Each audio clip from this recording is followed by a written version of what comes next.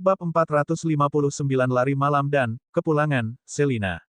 Selin memutar bola matanya. Dia tahu akan seperti ini. Luke hanya menolak permintaan Palmer di permukaan karena dia tidak ingin mengekspos dirinya sendiri. Selina khawatir Luke akan bertindak sembrono, tetapi ternyata dia tetap berhati-hati seperti biasanya. Setelah itu, mereka hanya menekan dalam diam. Namun, setengah jam kemudian, Luke memeriksa lokasi mereka dan menggelengkan kepalanya. Pada kecepatan mereka saat ini, mereka tidak akan bisa memasuki Meksiko sebelum fajar. Dia berhenti dan berkata, ini terlalu lambat. Aku akan membawamu. Selina, hah. Sesaat kemudian, dia bergumam di punggung Luke, apakah aku sangat lemah? Namun, setelah beberapa saat, dia berhenti berbicara. Luke secara tak terduga bahkan lebih cepat ketika dia berlari dengan Selina di punggungnya daripada ketika dia berjalan sendiri. Apakah kamu monster? Dia tidak bisa tidak bertanya. Saat dia berlari, Luke menjawab dengan santai, apakah kamu pernah melihatku lelah? Sambil mengerutkan kening, Selina berpikir lama sebelum dia mengangguk. Itu benar. Anda penuh energi bahkan sehari setelah berbicara bisnis dengan Nona Jenny. Lukas tertawa. Apakah berbicara bisnis adalah poin penting? Poin penting adalah lembur pribadi setelah mereka selesai membicarakan bisnis setiap kali. Jika dia mencurahkan seluruh energinya untuk membicarakan bisnis, sekretaris Jenny mungkin akan mengundurkan diri.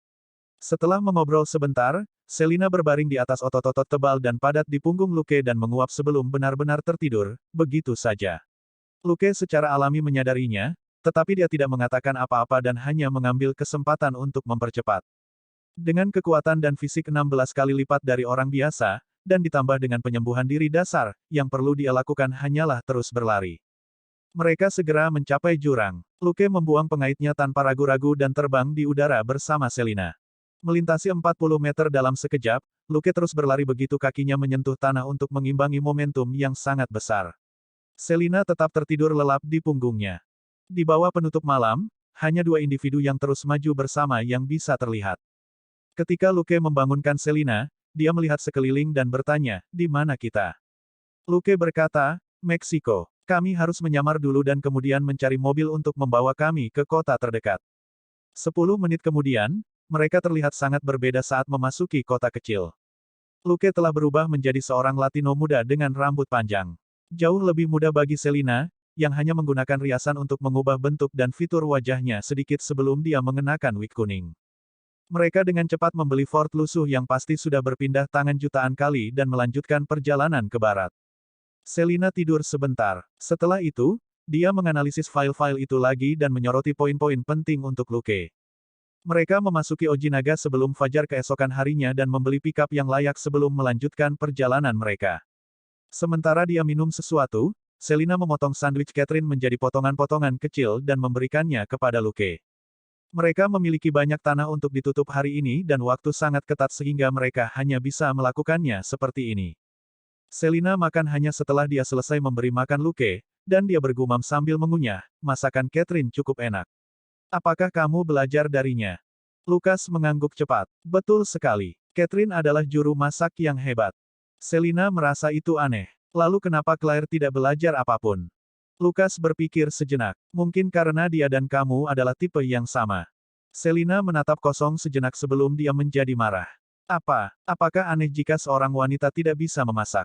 Lukas menggelengkan kepalanya. Sama sekali tidak, lagi pula aku tahu dua dari mereka. Selina tidak dapat menjawab. Dia merasa ada yang salah dengan apa yang Luke katakan, tapi tidak ada yang bisa dia katakan untuk membela diri. Lagi pula, baik dia maupun Claire tidak pandai memasak. Mengobrol dan mendiskusikan intelijen sesekali, mereka tiba di Tijuana, kota terbesar di perbatasan barat Laut Meksiko, pada malam hari. Sebagai kota terbesar keempat di Meksiko, Tijuana berpenduduk 2 juta jiwa. Setiap hari, gerombolan turis Amerika melintasi perbatasan di sini ke Meksiko. Di sebelah barat kota adalah Samudra Pasifik, dan Semenanjung Baja dengan pemandangannya yang menawan terletak di selatan, sementara di utara kota adalah San Diego di California. Banyak orang Amerika bahkan melakukan perjalanan sehari ke Tijuana sebelum kembali beristirahat di San Diego pada malam hari. Tijuana dengan demikian memiliki banyak industri yang didorong oleh pariwisata, termasuk kasino, distrik lampu merah legal, dan hotel. Dibandingkan dengan tempat lain di Meksiko, Tijuana bisa dibilang relatif aman. Setidaknya, Perkelahian geng besar-besaran atau mengikat bagian tubuh musuh Anda di depan umum kurang umum di sini. Banyak gangster besar memilih kota ini sebagai basis pekerjaan dan hiburan mereka. Dito Flores adalah salah satunya. Sayangnya, itu hanya tampak seperti kota di permukaan. Yang benar adalah bahwa judul Kota Kejahatan lebih cocok untuk tempat ini daripada Los Angeles. Melihat kota besar ini di bawah matahari terbenam, Selina menghela nafas dengan perasaan campur aduk. Tanah airku. Dia adalah orang Amerika sejati yang lahir dan besar di Amerika, tetapi tidak salah untuk mengatakan bahwa Meksiko adalah tanah airnya. Ayahnya, Mario, berpisah dengan keluarganya secara buruk untuk menikahi ibunya, Sandra. Mereka menyelinap melewati perbatasan ke Amerika ketika mereka masing-masing baru berusia 18 dan 16 tahun. Saat itu, Sandra sudah dengan Selina. Jadi, ketika Selina lahir dan besar di Amerika, dia menghabiskan beberapa bulan di Meksiko ketika dia masih dalam kandungan ibunya. Dia tahu banyak tentang Meksiko. Lagi pula, kedua orang tuanya adalah orang Meksiko dan sering membicarakan masa lalu mereka di Meksiko. Kemudian, beberapa sepupu Mario datang dan juga mendapatkan pekerjaan di peternakan di luar kota dan juga meletakkan akarnya. Robert selalu menutup mata terhadap mereka. Shackelford adalah kota kecil dengan populasi kecil. Setelah mereka dewasa, sebagian besar orang dewasa muda akan berangkat ke Dallas, Fort Worth, Houston, dan kota-kota besar lainnya. Hanya sedikit yang akan tetap tinggal di kota. Tapi peternakan di sini membutuhkan banyak tenaga kerja. Mereka yang tetap tinggal di Shackelford pada dasarnya adalah orang-orang yang bekerja keras dan jujur. Siapapun yang ingin menghasilkan banyak uang melalui cara yang tidak jujur tentu tidak akan mentolerir tinggal di kota kecil seperti itu, dan Mario juga tidak tertarik untuk menghadapi kerabat yang merepotkan seperti itu. Dibesarkan di lingkungan seperti itu, Selina fasih berbahasa Spanyol Meksiko. Menjadi mahir secara alami dalam bahasa kedua adalah keuntungan besar. Plus, itu bahasa Spanyol, yang paling dibutuhkan polisi Amerika. Luke meninggalkan Selina untuk renungan nostalgianya dan melakukan pekerjaannya sendiri saat dia menghubungkan telepon palsunya ke laptopnya dan kemudian memutar nomor. Setelah berdering beberapa saat, panggilan masuk dan terdengar suara Roger yang mencurigakan. Siapa ini? Telepon palsu Luke mulai berbicara dalam bahasa Spanyol. Roger tercengang. Tunggu, bicara perlahan, pelan-pelan. Luke memutar matanya dan hanya bisa memainkan suara dengan setengah kecepatan normal. Dia benar-benar harus bersimpati dengan orang tua ini. Roger semakin tua dan memiliki hati yang buruk. Dia memiliki istri yang tangguh, anak-anaknya memiliki terlalu banyak energi, dan pasangannya memiliki masalah kesehatan mental. Namun, dia telah lari ke Meksiko untuk berurusan dengan pemimpin geng besar. Kalau dipikir-pikir, tidak ada hal baik yang terjadi pada Roger baru-baru ini. Bab 460 terlalu ceroboh. Tidak bisakah mereka lebih berhati-hati? Setelah 2 menit, program pelacakan memberikan alamat, dan Luke langsung menutup telepon. Roger meletakkan teleponnya dengan kosong. Anak sialan, apakah ada yang salah denganmu? Anda mengoceh untuk waktu yang lama, hanya untuk memberitahu saya bahwa Anda menelepon nomor yang salah. Selina bahkan tidak menoleh. Melihat pemandangan di luar jendela, dia bertanya dengan malas, menemukan tempat itu.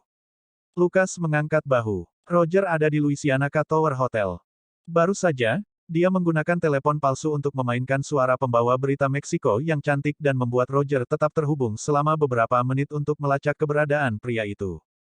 Roger adalah seorang sersan peringkat 2 berpengalaman di divisi kejahatan besar, dan Luke mempercayai kemampuannya.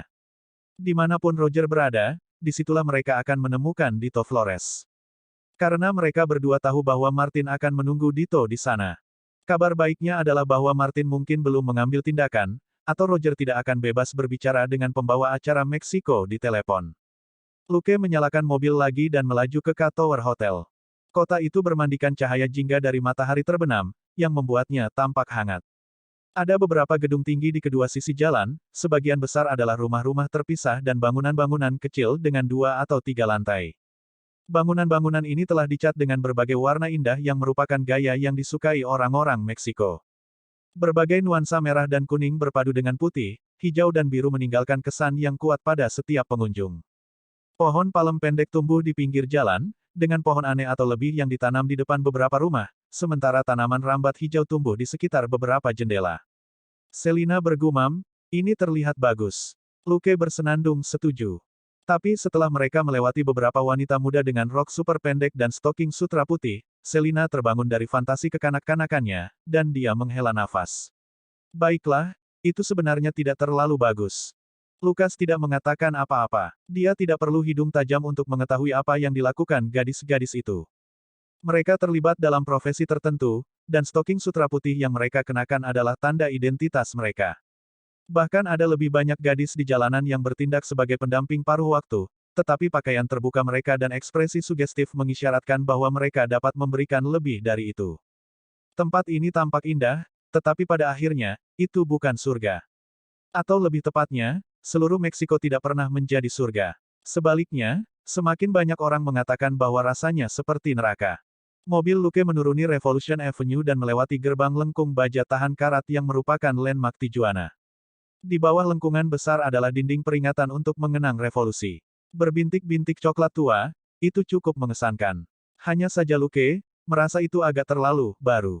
Baiklah, dia bahkan merasa bahwa jika itu sedikit lebih bobrok dan memiliki lebih banyak lubang peluru atau bagian yang hilang atau sesuatu, mungkin lebih baik menyampaikan suasana revolusi. Seolah-olah mereka baru saja keluar untuk berkendara, Luke dan Selina perlahan melewati Revolution Avenue dan berbelok ke jalan yang lebih sempit yang mereka lewati selama 2 menit lagi. Jalan itu tidak panjang, tapi hanya sedikit lebih lebar dari jalan 2 lajur, dan ada banyak pejalan kaki yang lambat untuk menghindari mobil, jadi Luke tidak bisa mengemudi dengan cepat. Luke tidak terburu-buru dan perlahan berjalan keluar dari jalan sempit itu. Melihat gedung di depan yang jauh lebih tinggi dari gedung-gedung lain di sekitarnya, Selina berkata, "Itu K-Tower Hotel. Apakah kita akan masuk?" Luke berpikir sejenak dan berkata, "Mari kita lakukan pengintaian dulu." Mereka mengitari K-Tower Hotel dengan mobil mereka. Selina mengeluarkan drone di tengah jalan dan memeriksa lingkungan sekitar melalui tablet. "Hei, apakah Martin mengambil tindakan?" Dia tiba-tiba berbicara dan memutar tablet untuk menunjukkan Luke. Luke melirik ke layar dan berkata, "Saya tidak bisa mengatakan dengan pasti, tapi sepertinya sangat mungkin." Baku tembak terjadi di beberapa ruangan di lantai 5 K-Tower Hotel. Ruangan itu benar-benar berantakan. Tapi baku tembak bukanlah kejadian langka dimanapun di Meksiko. Setelah beberapa menit, sebuah jendela pecah, dan seorang pria terlempar keluar dan menabrak sebuah mobil di bagian bawah gedung. Selina berkata, "Oke, saya melihat Martin." "Di mana Dito?" tanya Lukas. Selina, "Saya tidak melihatnya, hanya 7 atau 8 pengawal yang melawan Martin." Saat dia mengatakan itu, 2 SUV hitam bergegas keluar dari tempat parkir hotel dan menuju ke timur. Merenung sejenak, Luke mengikuti mereka di dalam mobil. Dito mungkin belum tentu ada di kedua mobil itu, tapi kesempatan itu masih ada. Jika Martin sudah membunuh Dito di hotel, Luke tentu saja tidak akan campur tangan. Jika Dito ada di salah satu SUV, Luke tidak keberatan membantu Martin. Selina berkata, "Roger telah muncul. Dia dan Martin berurusan dengan pengawal." Lukas tertawa. Bagaimanapun, Roger memang mencintai Martin. Ini adalah Meksiko. Roger dan Martin, 2 detektif dari Divisi Kejahatan Besar di Los Angeles, tidak memiliki kekuatan penegakan hukum di sini. Martin berusaha habis-habisan di sini sebagai pembalasan atas istrinya yang terbunuh dan bayinya yang belum lahir, dan tidak peduli dengan konsekuensinya. Roger memiliki kehidupan keluarga yang bahagia dan tidak memiliki posisi rendah di tempat kerja, hal-hal mungkin menjadi sangat buruk baginya sekarang karena dia terlibat dalam perkelahian geng di Meksiko. Tapi tidak ada yang bisa Luke lakukan untuk membantu mereka. Sekarang tergantung seberapa cepat Roger dan Meksiko bisa berlari. Selama polisi Meksiko tidak menangkap mereka di tempat kejadian, selalu ada kesempatan untuk mencari jalan keluar. Sesaat kemudian, Selina memberitahu Luke, Roger dan Martin keluar. "Mereka menuju ke arah kita." Lukas mengangkat bahu. "Sepertinya kita mengikuti mobil yang tepat." Karena itu, dia mempertahankan kecepatan yang stabil dan tidak mengejar mobil dengan tergesa-gesa. Dia tidak berencana untuk memulai pertarungan besar di kota. 2 menit kemudian, sebuah mobil melesat melewati mobil Luke. Selina terdiam sesaat ketika dia melihat gambar di tablet sebelum dia tidak bisa menahan diri untuk berkata, "Luke, sepertinya itu, mobil Roger." Sebagai Luke tidak bisa menahan diri untuk tidak memutar matanya. "Saya tahu. Martin juga bersamanya." Mengatakan itu, dia tidak bisa membantu tetapi menamparkan kemudi. Sialan. Keduanya berusia lebih dari 70 tahun jika digabungkan. Tidak bisakah mereka lebih berhati-hati? Bahkan saat dia mengatakannya, keadaan sudah berubah menjadi kekacauan di depan. Bang, bang, bang, bang, bang, bang. Suara tembakan terdengar. Selina ternganga dan hanya bergumam sesaat kemudian, mereka sudah menyusul. Kedua belah pihak sekarang saling tembak-menembak di jalan. Pada saat itu, dia benar-benar merasa bahwa Roger dan Martin terlalu gegabah. Ini bukan Los Angeles. Apakah benar-benar tidak apa-apa bagi mereka untuk baku tembak dengan komplotan Dito di jalan di siang hari bolong? Lukas mengerucutkan bibirnya. Dia tidak tahu harus berkata apa. Polisi Meksiko di Tijuana tidak mati, mereka pasti akan muncul untuk melihat apa yang sedang terjadi. Dan dengan kekacauan yang dibuat Roger dan Martin, akan sulit bagi Luke untuk mengikuti Dito ke sarangnya dan membersihkannya sekaligus. Bab 461 Crazy Martin dan mitra lamanya yang gila. Selina tiba-tiba berseru, "Luke, Martin gila." Lukas, hah, dia menoleh, dan sudut matanya berkedut. Dalam gambar pengawasan, Martin menjulurkan kepalanya dari sisi penumpang dengan benda silinder di bahunya. Astaga, ledakan. Serangkaian api diluncurkan dari silinder dan menghantam bagian belakang mobil pengawal yang mencoba memotong mobil Roger. SUV hitam yang melaju kencang itu tiba-tiba terlempar ke belakang terlebih dahulu saat menarik busur api yang anggun di udara. Lalu, dengan suara yang memekakkan telinga, itu mengenai lengkungan baja tahan karat Tengara Tijuana. Lukas, Selin, oke, Martin benar-benar gila. Dia telah menggunakan RPG-26. Apakah dia gila? Apakah itu sesuatu untuk digunakan pada mobil? Kekacauan besar pecah di sekitar lengkungan. Orang-orang berteriak dan menjerit-jerit ketika mereka mencoba untuk segera melarikan diri dari bahaya. Luke harus melambat untuk memberi jalan bagi orang-orang yang lewat karena panik. Namun, dia sekarang tidak bisa diganggu untuk mengkhawatirkan Roger dan Martin. Keduanya pasti akan dihukum setelah ini. Yang tersisa untuk dilihat adalah seberapa parah hukumannya. Menjadi, dalam cahaya matahari terbenam, kota yang gelap itu dalam kekacauan.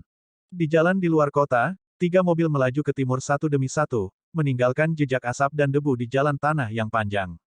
10 menit kemudian, Selina mengingatkan Luke, mobil Dito masuk ke Manor.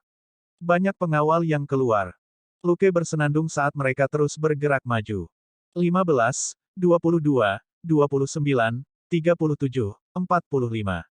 Apakah ini sarang Dito? Selina mendecakkan lidahnya saat dia melihat gambar yang dikirim kembali oleh drone.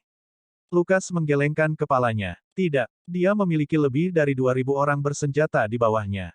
Meskipun tidak mungkin dia akan menyimpan semuanya di sini, 50 orang masih terlalu sedikit. Petik 2. Selina memberikan, "Oh, setuju. Kamu benar, 30 orang lagi baru saja keluar. Sekarang cukup banyak kompi militer pria bersenjata di sini." Petik 2. Luke membuat suara persetujuan untuk menunjukkan bahwa dia mengerti. Mengingat pengaruhnya, Dito membutuhkan banyak pengawal jika dia disergap oleh musuh atau polisi. 20 pengawal yang pergi ke hotel bersamanya sudah merupakan jumlah terkecil orang yang dikerahkan. Manor ini harus menjadi benteng penting. Tidak mengherankan jika dia memiliki 1 hingga 200 orang bersenjata di sini. Kami 3 kilometer jauhnya dari Manor, Selina mengingatkannya. Luke menghentikan mobil dan bertanya, di mana Martin dan Roger? Mereka menyerbu ke dalam Manor. Roger orang tua ini, apakah dia juga sudah gila? Luke tidak bisa menahan diri untuk tidak menggerutu. Dia mengira bahwa pria tua botak hitam ini lebih pintar dari itu. Sambil bergumam pada dirinya sendiri, dia mulai memakai perlengkapannya. Selina melirik ke arahnya. Bagaimana dengan saya? Saat dia membereskan peralatannya, Luke berkata, temukan tempat yang aman di dekat sini dan tetap di sana. Ada drone lain di ransel. Kirimkan dan beri saya petunjuk. Juga, awasi Dito. Jangan biarkan dia lolos. Selina bertanya, apakah kamu yakin? Lukas mengangguk. Positif. Aku tidak gila seperti Martin dan Roger. Jika kita berdua masuk, kita akan menjadi target yang terlalu besar dan dengan mudah memperingatkan penjaga bersenjata itu. Selina tidak terlalu terkejut. Keduanya tahu dia tidak bisa dibandingkan dengan Luke dalam perkelahian. Dia terutama bertanggung jawab atas logistik dan intelijen sehingga Luke tidak terganggu oleh detail kecil. Saat mereka berbicara, Luke keluar dan mengingatkannya lagi, aman. Mereka tidak memiliki mobil polisi kali ini, dan Selina harus memperhatikan keselamatannya. Mengerti, kata Selina. Luke keluar, menarik tudung ke atas kepalanya, dan merayap menuju Manor di bawah semak belukar dan lereng tanah. Earpiece-nya akan berbunyi sesekali dengan peringatan dari Selina, Martin dan Roger sedang menyerang orang-orang bersenjata, mereka mendobrak gedung utama, mereka dikepung. Saat dia mendengarkan bagaimana pertempuran berlangsung, Luke maju dengan cepat. Malam telah tiba dan hari sudah gelap. Luke melewati rerumputan seperti hantu. Telepon palsunya tidak mengingatkannya pada perangkat pengawasan elektronik apapun. Sistem keamanan Dito jelas tidak maju seiring waktu, atau mungkin si jagoan ini lebih memercayai ratusan pengawalnya. Sekarang, para pengawal itu sedang ditarik ke arah bangunan utama di Manor, yang membuatnya lebih mudah bagi Luke untuk menyelinap masuk. Luke dengan sangat cepat mencapai gedung utama dan tidak berhenti. Di sisi kiri gedung utama, ada pintu masuk pada pukul 3 yang hanya memiliki 5 orang. Waktu Selina tidak bisa lebih baik. Dia menggunakan drone dan program untuk memantau seluruh Manor jauh lebih nyaman daripada Lux Sharpnose. Martin dan Roger dipaksa mundur ke jam 9 di gedung utama, katanya. Luke mendesak maju tanpa suara. 5 pengawal di pintu waspada dan senjata mereka terangkat tinggi. Mereka tidak berencana untuk bergabung dalam pertempuran di dalam gedung. Martin jelas akan habis-habisan kali ini. Meskipun dia dan rekannya benar-benar kalah jumlah, serangan baliknya sangat ganas. Pistol dan senapan tidak pernah berhenti menembak, dan ada ledakan sesekali saat Martin menggunakan granat untuk memberi pelajaran kepada pengawal Dito. Karena semua kebisingan, 5 pria di pintu tidak memperhatikan pendekatan Luke saat punggung mereka menghadapnya. Gerakan Luke sama sekali tidak tergesa-gesa. Di lingkungan yang redup seperti itu, gerakan yang terlalu cepat dan tiba-tiba mungkin menarik perhatian pengawal lain di dekatnya. Dia mendekati punggung kelima pria itu tanpa suara, seperti hantu. Retakan, retakan, retakan, retakan, retakan. Mereka tidak bereaksi saat mereka dipukul di kepala satu demi satu. 2 di antaranya dipukul dan 3 lainnya ditendang. Ketepatan Luke memungkinkan sebagian besar kekuatannya menembus otak mereka tanpa membuat tubuh mereka terbang. Kelima pengawal itu langsung pingsan. 2 pria datang dari kiri. Mereka akan berbelok di tikungan dalam 8 meter, 5 meter, 2 meter.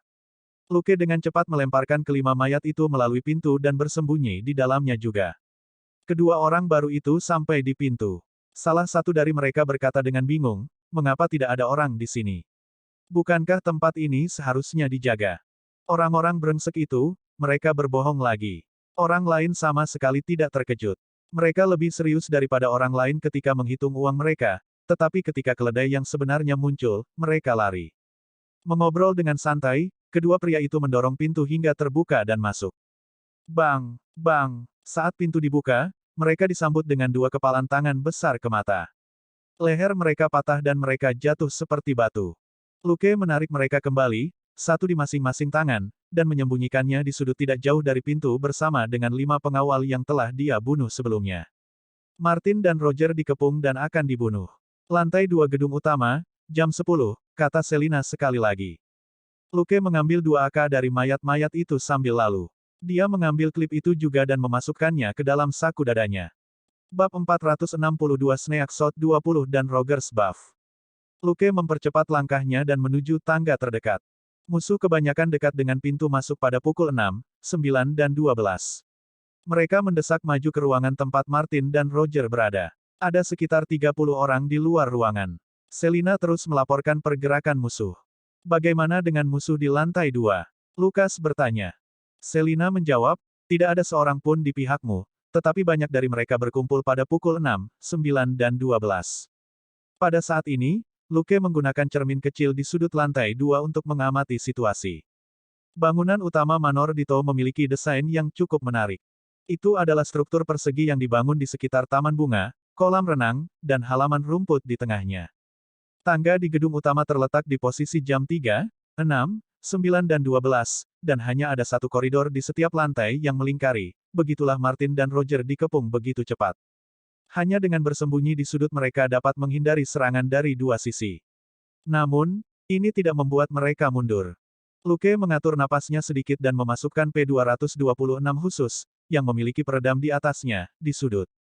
Dan, 20, 20, 20, 20. Luke tanpa sadar mencocokkan suara batinnya dengan setiap tembakan. Dia mungkin akan mendapatkan banyak pengalaman dari membunuh NPC malam ini. Dia merasa perlu memotivasi dirinya sendiri seperti di MMORPG, atau pembunuhan ini akan terlalu monoton. Lebih dari 30 meter jauhnya, di tangga menuju jam 10, 4 pengawal yang menembaki ruangan itu jatuh satu demi satu.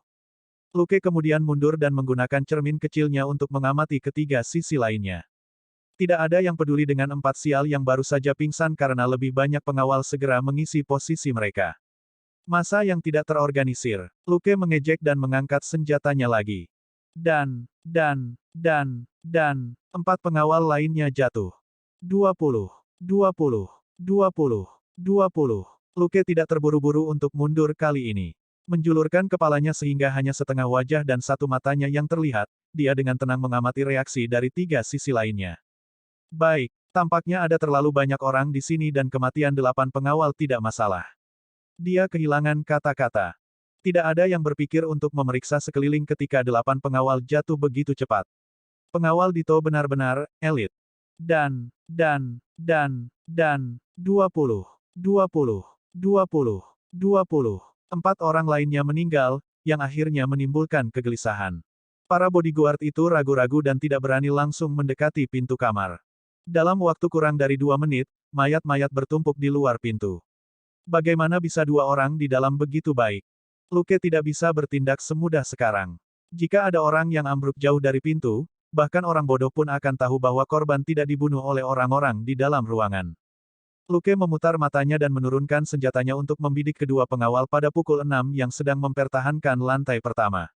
Dan, 20, 20. Kepala kedua pria itu meledak. Salah satu pengawal di tangga pada pukul 12 merasakan sesuatu yang salah dan menjulurkan lehernya dengan bingung. Dan, 20, 20. Dia dan rekannya mengikuti jejak para pengawal di seberangnya. Berapa banyak minion yang sudah aku keluarkan? Lupakan saja, itu nomor yang membosankan. Luke dengan cepat membuang pikiran tidak relevan yang muncul di kepalanya. Pada saat itu, sesuatu tiba-tiba meluncur keluar dari ruangan tempat Martin dan Roger berada. Dua pengawal yang mendesak maju berteriak, "Granat!" Mendengar teriakan itu, orang-orang di dekat pintu mencari perlindungan dengan panik, seperti bersembunyi di belakang rekan-rekan mereka dan menahan mereka dengan kuat di tempatnya. Martin telah datang dengan persiapan. Granat yang dia lemparkan sebagian besar adalah granat fragmentasi. Sebagai pensiunan elit marinir, dia sangat akurat dalam melempar granat dan bisa menjatuhkan cukup banyak orang dengan setiap serangan. Justru karena para pengawal ini trauma dengan granat Martin sehingga mereka tidak bisa menyerbu ruangan bahkan setelah sekian lama. Baru saja, hampir 10 dari mereka telah mengerumuni ruangan, hanya untuk benar-benar disia-siakan oleh salah satu granat Martin. Luke sudah siap ketika kedua pria itu meneriakkan, "Granat!" Bang! Dan, ketika granat meledak, dia diam-diam menembak orang-orang yang bersembunyi di balik pengawal sial lainnya. Di tengah semua asap dan jeritan, tidak ada yang memperhatikan 5 orang mati di belakang mereka. Luke terus mengambil gambar diam-diam pada orang-orang di belakang pengawal yang berteriak. Yang berteriak adalah Bastard Malang yang terluka akibat granat. Lebih baik menjaga mereka tetap hidup dan membiarkan mereka menambah kekacauan. Di sisi lain, 4 pria lain yang berlindung dan menghindari ledakan tewas. Termasuk orang-orang yang berteriak-teriak yang terluka oleh granat Martin, para pengawal itu dijatuhkan lebih dari 10 orang. Pintu kamar telah berubah menjadi kamar mayat, dengan mayat-mayat berserakan mau tak mau di lantai. Pengawal yang awalnya ambisius terguncang oleh adegan berdarah ini. Siapa yang tidak akan terpengaruh oleh ini? Mereka tidak memiliki lebih dari 100 orang, dan mereka semua akan mati dalam setengah jam pada tingkat ini. Luke, pengawal akan masuk dengan RPG. Selina memberinya kabar buruk.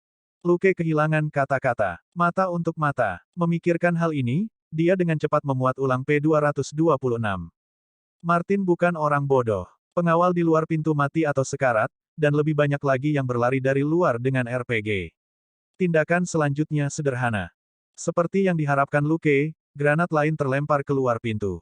Melihat bentuk granat, Luke dengan cepat mundur di tikungan. Dengan keras, cahaya tajam menerangi halaman. Ada teriakan dan teriakan panik. Mataku. Granat flash bisa sangat membantu. Setelah itu, Luke bergerak di tikungan dan mengangkat P226-nya lagi. Martin dan Roger keluar dari ruangan. Membungkuk rendah, Martin dengan cepat membersihkan pengawal di sisi kiri pintu dengan M4A1-nya. Roger juga melepaskan tembakan dengan pistolnya di belakang Martin agar para bodyguard yang tadi mundur untuk berlindung di sebelah kanan tidak berani menjulurkan kepala. Luke mengatur waktu tembakannya. Beberapa pengawal pingsan di sisi kanan, yang menjadi tanggung jawab Roger.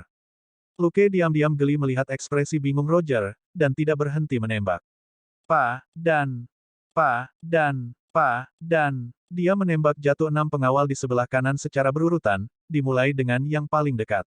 Martin memiliki senjata yang bagus dan keterampilan yang bagus. Praktis tidak ada musuh yang bisa lolos dari senjatanya. Tapi Roger berbeda. Dia hanya seorang detektif polisi, bukan seorang perwira SWAT dan bahkan seorang prajurit pasukan khusus. Setelah menggunakan seluruh klip, dia sebenarnya tidak memukul satu lawan pun. Tetapi dengan Luke yang bertindak diam-diam, Roger memperhatikan bahwa satu atau dua musuh akan jatuh setiap kali dia melepaskan tembakan, seolah-olah dia memiliki buff padanya. Haha, siapa bilang aku tidak bisa menembak? Dia hanya bisa bergumam. Bab 463 Pulau Indah dan RPG Panas. Ledakan. Ada ledakan, dan gelombang udara yang intens meledak dari ruangan di belakang mereka, memadamkan perasaan baik Roger tentang dirinya sendiri. Lupakan saja, sudah waktunya untuk lari. Dia hanya punya pistol, bagaimana dia bisa melawan RPG? Memikirkan itu, Roger menarik pelatuknya lagi. Tapi pistolnya berbunyi klik, menandakan bahwa klip itu kosong. Sialan. Dia mengutuk dan mengisi ulang dengan tergesa-gesa. Empat pengawal lainnya pingsan, dan tangan Roger berhenti. Hah? Itu tidak benar. Mengapa mereka jatuh ketika dia masih memuat ulang? Apakah mereka berpura-pura mati? Pengawal ini licik. Terkejut, dia mengisi ulang lebih cepat dan melepaskan tembakan seperti orang gila lagi. Saya tidak peduli jika Anda berpura-pura mati. Aku akan membunuhmu lagi jika kamu bangun. Mengambil keputusan, Roger mengikuti Martin dan berlari ke depan. Jumlah pengawal dengan cepat berkurang selama pembantaian panik ini. Lebih dari 40 dari mereka jatuh di koridor di luar ruangan sendirian. Termasuk pengawal di tangga yang Luke bunuh sebelumnya, 50 pengawal sudah turun. Pengawal yang seharusnya mengisi posisi kosong tidak datang. Jadi, Martin dan Roger turun dari lantai 2 tanpa hambatan dan berlari ke pukul 12. Luke diam-diam berjalan melewati koridor di lantai 2 dan menghabisi para pengawal yang belum mati. Martin dan Roger mungkin sedang menyerbu ke ruang tamu Dito. Semua pengawal akan masuk, kata Selina di lubang suara Luke. Luke bersiul. Angin pulau tropis. Semua alam liar dan bebas. Inilah tempat yang aku rindukan. La Isla Bonita. Di luar, Selina memutar matanya. Ini adalah semenanjung Baja California, itu sama sekali bukan pulau. Juga, kalian semua masih di dalam membalikkan tempat dengan granat dan RPG. Bagaimana itu indah. Sambil bersiul, Luke turun ke bawah. Dia tidak mengikuti Martin dan Roger, tetapi pergi dari pintu pada pukul 9. Dalam perjalanan, dia bertemu 5 pengawal yang berlari ke dalam rumah, tetapi mereka terbunuh saat mereka melihatnya. Ada beberapa pengawal yang tersisa dan sebagian besar berkumpul di sekitar Dito, jadi Luke tidak khawatir lagi. Pengawal ini memiliki jumlah walkie-talkie yang terbatas, yang pada dasarnya tidak ada jika pengawal tidak pernah mendapat kesempatan untuk menggunakannya. Luke berlari dari pintu pada pukul 9 ke pintu masuk pada pukul 12. Dia tidak bertemu dengan pengawal lagi kali ini, mereka semua terkonsentrasi di gedung pada pukul 12 saat mereka melawan Martin dan Roger. Mobil-mobil keluar. 1 Benz dan 3 SUV Chevrolet. Dito mungkin ada di dalam, kata Selina tiba-tiba. Luke bersenandung dan melompat untuk naik ke lantai 2. Dia memecahkan jendela dan masuk ke dalam. Membuka pintu, dia melihat ke bawah dari atas ke aula yang dipenuhi asap dan dipenuhi mayat. Martin dalam kemarahan benar-benar menakutkan. Dia telah membunuh hampir 20 pengawal di aula. Pantas saja Dito harus lari. 100 pengawalnya hampir sepenuhnya dimusnahkan. Dia akan dibunuh jika dia tidak lari. Selina berkata, Roger dan Martin keluar, mereka mengejar mobil. Luke berkata, kemudikan mobil ke pintu belakang dalam 2 menit. Hati-hati. Saat dia berbicara, dia turun dan menembakkan P-226 tanpa henti saat dia membunuh semua pengawal yang belum mati. Dia memasuki sebuah ruangan di satu sisi aula. Sesaat kemudian, dia berlari keluar dan langsung menuju pintu belakang. Di pintu belakang, 2 pengawal panik melihat sekeliling dengan gugup dengan senjata terangkat tinggi. Sementara tembakan telah berhenti, mereka masih merasa bahwa musuh sedang mengintai. Sampai sekarang, mereka masih tidak mengerti bagaimana kedua orang itu membunuh rekan mereka. Itu lebih dari 100 orang. Bahkan babi tidak bisa dibunuh secepat itu. Sementara mereka bertanya-tanya ini, mereka mendengar langkah kaki dan buru-buru mengangkat senjata mereka. Tapi mereka baru mengangkat senjata mereka di tengah jalan ketika lubang peluru muncul di dahi mereka, dan Luke berlari melewati mereka seperti angin. Ikan itu benar-benar lolos dari jaring. Martin, Roger, kamu berutang makan malam padaku ketika kita kembali, gumam Luke sambil berlari keluar dari gedung utama. Dia naik ke kursi pengemudi dan mereka berangkat. Selina bahkan tidak menoleh. Lebih baik kamu menginjaknya. Mereka sudah 10 kilometer jauhnya, dan aku hanya bisa melihat sedikit bahkan dengan penglihatan malam. Luke berkata, salin itu. Tolong kencangkan sabuk pengaman Anda. Ini dia. Mobil itu meluncur keluar. Selina tidak bertanya apa yang telah dilakukan Luke di Manor. Dia tidak perlu tahu, dia juga tidak peduli. Dia berkata, disebutkan dalam arsip Dito bahwa dia mungkin memiliki perkebunan rahasia di pegunungan Tenggara Tijuana. Itulah arah yang dia tuju. Luke bersenandung dan berkata, dia mungkin masih memiliki orang di sana yang dapat membantu memblokir Martin sehingga dia bisa terus berlari. Saat dia menjawab Selina, dia melihat barang-barang di inventarisnya. Lihat, tidak cukup akurat. Pada kenyataannya, dia hanya perlu berpikir untuk memindai inventarisnya untuk mengetahui apa yang ada di dalamnya. Baru saja, dia menjarah sejumlah besar uang tunai, serta beberapa emas dan berlian kecil, dari ruang bawah tanah di rumah Dito.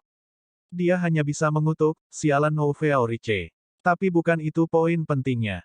Luke tidak pernah kekurangan barang-barang seperti uang tunai, emas, atau berlian dalam inventarisnya. Lebih penting lagi, dia telah menemukan beberapa buku yang tampak seperti buku besar. Dia belum punya waktu untuk memastikan apakah itu buku besar, mereka hanya bisa menjadi catatan impor dan ekspor. Catatan itu sangat serampangan. Membacanya dengan cepat, Luke tidak begitu memahaminya. Dito, kamu orang tua yang tidak berpendidikan, tidakkah kamu tahu bahwa kamu harus menjaga akun yang jelas?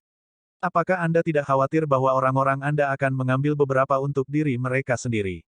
Tapi buku besar ini benar-benar berguna, dan Luke tentu saja tidak akan membiarkannya pergi.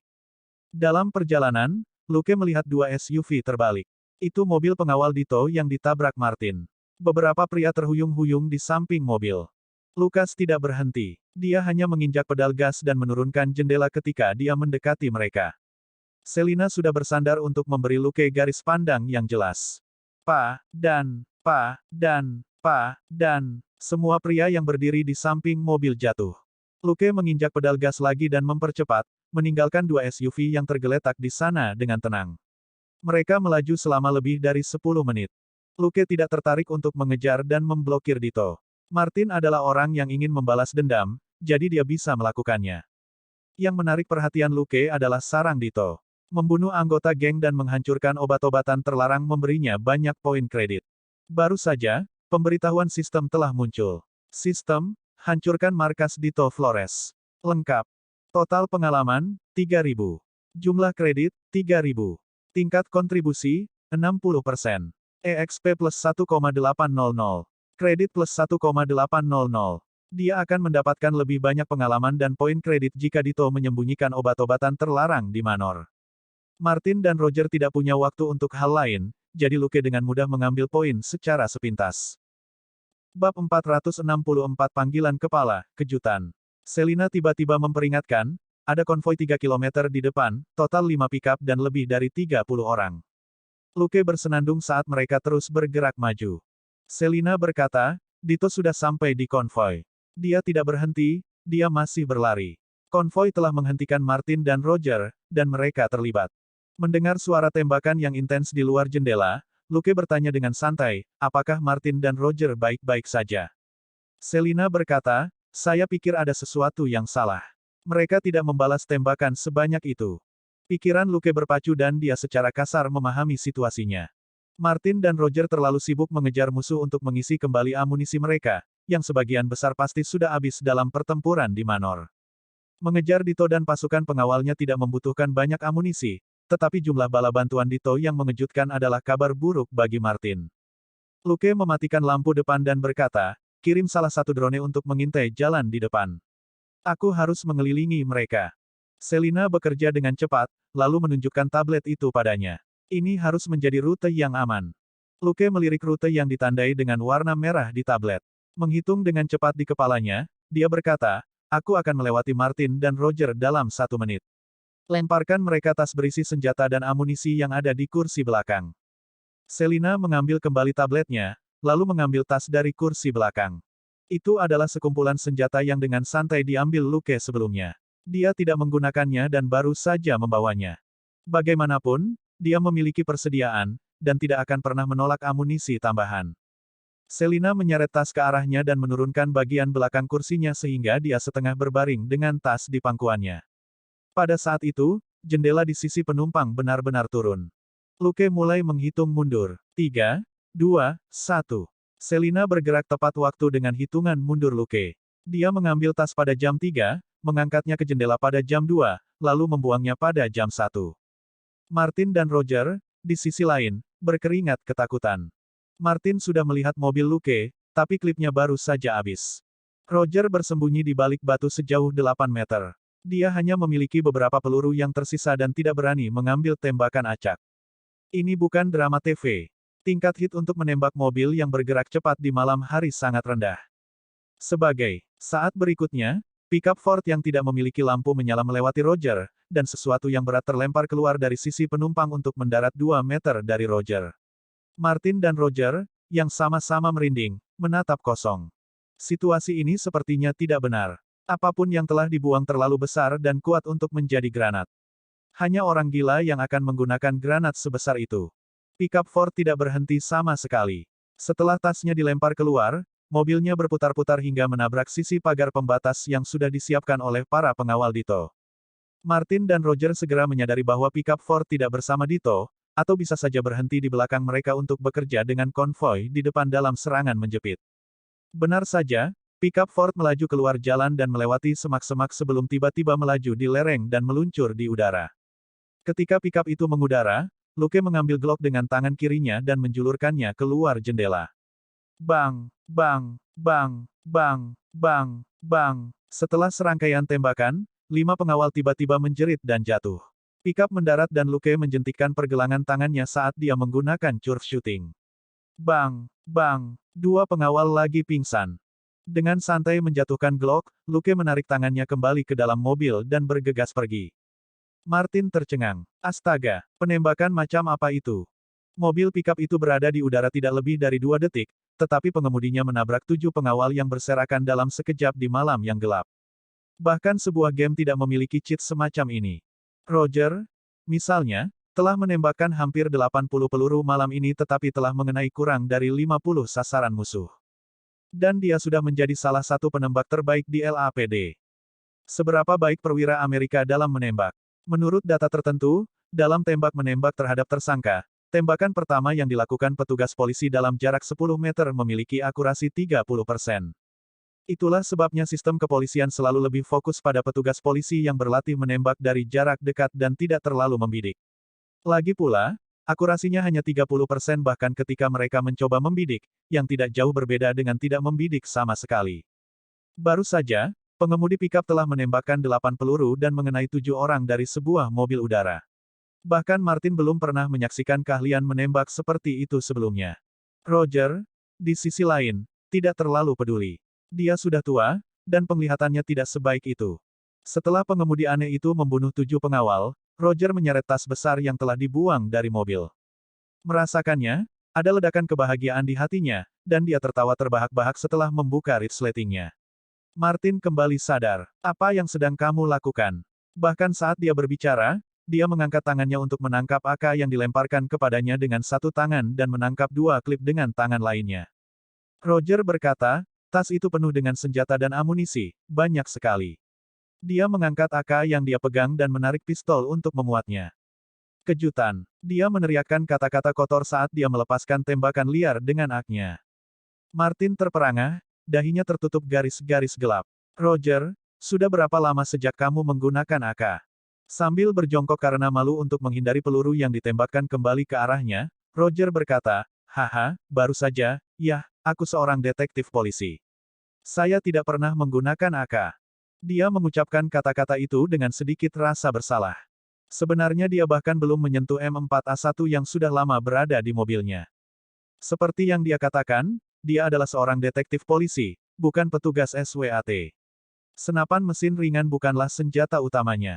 Jika dia bisa menggunakan senapan mesin ringan, lalu mengapa orang membutuhkan SWAT?